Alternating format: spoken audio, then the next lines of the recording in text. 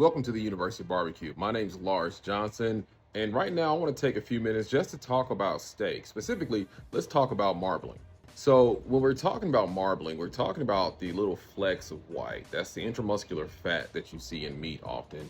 And the whole idea behind marbling, why it's good, is that it adds a certain richness and flavorfulness, if you will, to the steak. And so, steaks that have less marbling, less of that intramuscular fat, they tend to be far more lean.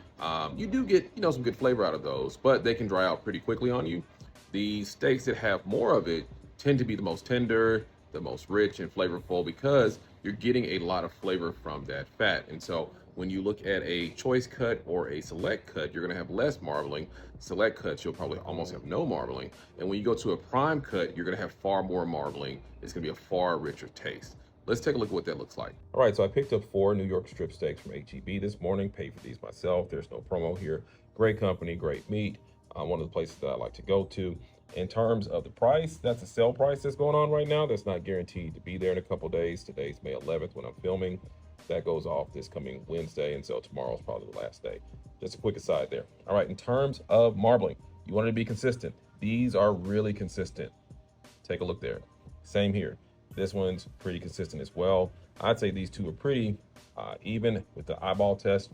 Over here, this one's more marbled than this one, but this one's far less consistent. So I picked these up and I left them in the packaging so you could see what this looks like in the grocery store.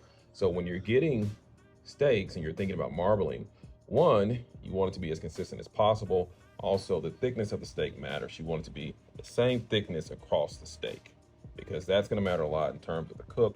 You don't want this part of the steak cooking way faster than this part. Now the ends, they tend to be a little thinner. You can't always help that, but there are some places where you can be thoughtful about this. Hey, so like I said, just a quick video on marbling and steak. I hope you found this helpful. If you have any questions, please drop them in the comments. Until next time, love, peace, and barbecue.